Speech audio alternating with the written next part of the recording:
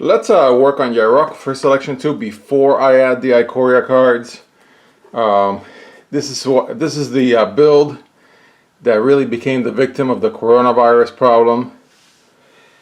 Also, I ended up hurting my back a little bit, so I haven't been able to sit for a week. So it's taken me a while to realize, to heal enough that I can do one of these builds, and I can do it on my knees. But it's working out. It'll work out just fine. Yarok is a great build. I think it's really up there with Golos and Nif Mizzet in complexity, just because there are so many cards with enter the battlefield abilities in standard right now. So many. This is the ETB pile that I have out of selection 2, and there's just a lot of themes that I could hit with Yarok. And then all the other cards that I picked that I thought fit the deck. This is not the whole selection, of course. The builds from now on, actually, they have been like this already for a while. By now I have so many cards in selection 1 and selection 2 that really some cards just never make any build, and some cards rarely make even the build that they would slide into. So let's look at Yarok, and then let's look at some of the ETB cards, and then I think in the next video I'll lay out everything and start building.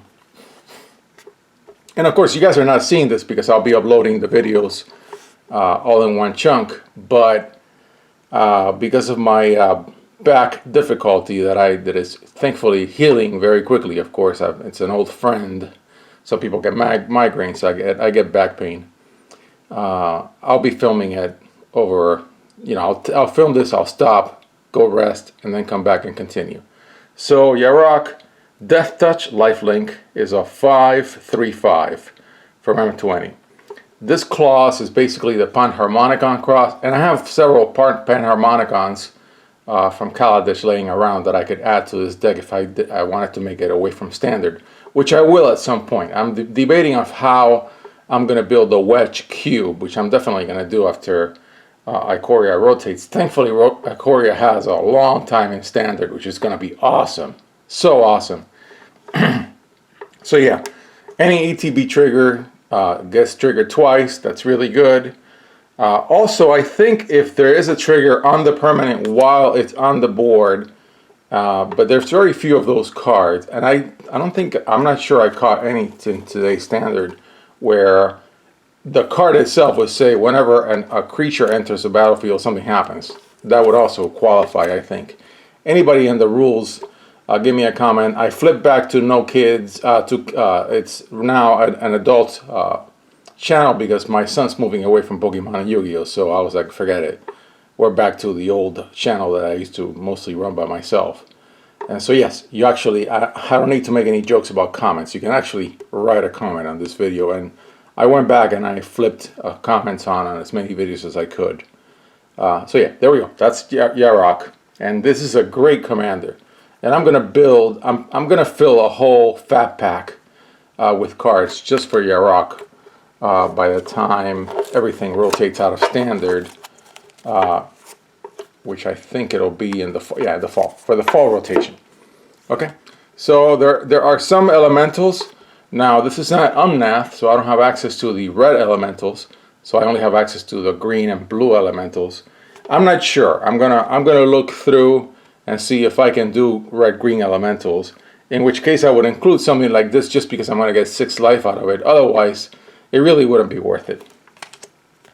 And likewise, this card does something for another elemental. If I'm not really on elementals, it's not gonna, that clause just doesn't do anything.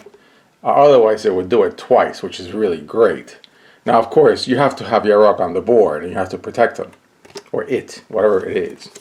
Another great elemental, so that's pretty good. It's a pretty good card. A casual elemental, flies. Yeah, why not? The All-Star Elemental, I think this card is fantastic. And I will build an Omnath deck at some point, so I'm not sure if I'm going to care about elementals, in which case I may or may not include this card or any of these casual elementals like this one. And yes, I'm definitely going to be on counters proliferate in this deck. I am definitely going to be on amass, the amass package. And of course, I'm gonna build this deck again with Ikoria cards, and definitely the amass package is definitely on. These are 5 cards. I thought I had seen 6 when I was looking at them last night. But yeah, definitely the Ikoria package is going to get amass for Yarok, or the equivalent of Yarok, I forget the name, in the wedge commanders, the casual wedge commanders coming in Ikoria. So all these amass cards are just all-stars because, and this is something that I've noticed with Mutate, and of course, even though there's no Ikoria cards in this specific build, we all know by now what Mutate does. I have noticed in my testing that you don't want to mutate a 3-drop into a 4-drop, because that really means you spent 7. It's a 7-drop when you do that, and you're not getting much of a benefit from doing that. But if you mutate onto a +1/+1 zombie token, that's really good, because then you get, if you do another amass, you get a 2nd token. So I think amass and mutate are BFFs for sure. So yeah, all these cards are really great hits, and they're not tribal, so I don't need to go counting any tribe. I was gonna put in Devotion in this deck. I'm not sure if it's gonna work out. It probably won't. It could be one of those things where, well, the card is actually also good. It also happens to have Devotion. I don't know. I'm considering it. Casual, very good from the toolkit. Definitely a high candidate.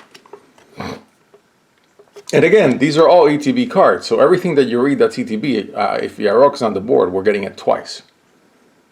Okay. Yeah, exile target card from an opponent's graveyard. That's good.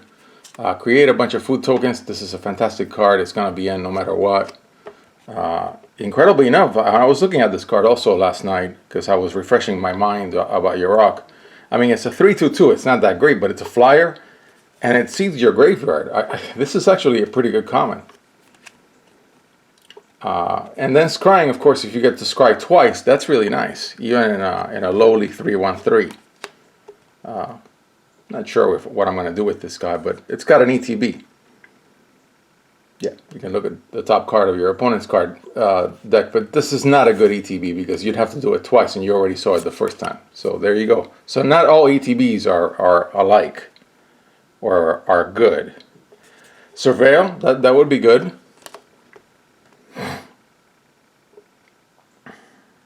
Yeah, draw a card, discard a card. Yeah, feeds the graveyard. This guy is great, okay?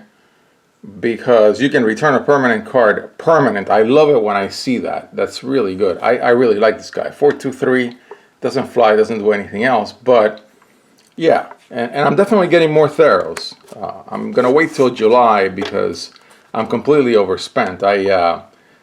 During quarantine, I'm waiting for my Ikoria card. I went into like a core set, early modern buying binge, and I'll be showing some of those cards. And I've shown some of those cards already, including some Ravnica 1, because I'm going to go back to my Guilds Cube and actually redo more of that. But now I'm back on this particular track and concentrating on these builds. Yeah, draw a card. You get to draw 2 cards. Draw a card, you do it twice. Then counters. The counters cards are going to definitely be in just because I'm on Proliferate? Yes. Proliferate? Yeah, I always get it confused with the one where you create additional tokens. And in this case, this is one of those ETBs that are not that great because you won't be able to counter two separate spells at the same time on the stack. Yeah, so scrying. And I'm not going to make it through this whole pile. I was just trying to show that there are tons of ETBs. The scry ones are good, especially if you scry once and you're like, I don't like that. Well, I'll scry again. Let's do it. So yeah, I think surveil, things that get you things out of the graveyard, things that feed the graveyard. These are all in theme. Draw a card. Yeah, draw 2 cards instead. This would be draw 4 cards instead. That's fantastic. This guy didn't turn out so well, but because I don't know. I personally hate the number of cards in your hand business. I think Mark Rosewater likes it. I don't know. We're not on Instants and Sorcery, so this card's not going to make it. But yeah. Yeah, so this is going to be a fairly complex build. Yeah, you would create 2 tokens for each time you do it.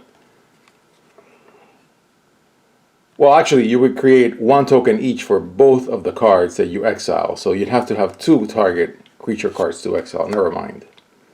We're not on Knights, so this card's not going to make it, of course. Actually, I'll just take it out outright. Put it in an outright pile. Yeah, and I'll do some cleaning up between this video and the next. But yeah, scrying, multiple scrying is going to be good. Multiple surveil is going to be good. Devotion is not going to be good. Yeah, returning creatures from your graveyard in any form, especially to the battlefield, but it's okay if it goes into the hand. Seeding your graveyard in a major way. Yeah, all those things are going to be great. Except devotion. No devotion in this deck. I'm going to take it out. Yeah. So this guy's not going to be in. Yeah. But seeding it's going to be able. The deck is going to be able to seed the graveyard very quickly. And well, as long as your Yarok is on the field, it's a 5/3/5. It'll come in soon enough in Commander. I'm not going to be on sacking black creatures, so I'm probably not going to put this card in, but I love this card. It's fantastic. There is a black devotion deck that I will build at some point, especially after I get a bunch more Theros, which I'm planning to later on in the summer. Yeah, this guy is always an all-star because each player is going to get to do this twice. I mean, well, that's great. And Gravedigger is going to be really good too. Okay, so I'm going to stop there. I mean, everything else, the green cards are really of the same ilk. Of course, in the case of enchanting, yeah, you're going to get 6 life. You're going to drop lands. Some of these cards are really going to be better when you double. All ETB cards are, but some, as you saw, it doesn't really matter. The first ETB of looking at your opponent's top card is all you really need. All right, so those are the ETB cards currently in standard in selection 2. And then the next video, I'll have all the cards laid out. I'll do some trimming because I know for a fact that this card's not going to be considered because I'm not on Knights. And then we'll get on with the build.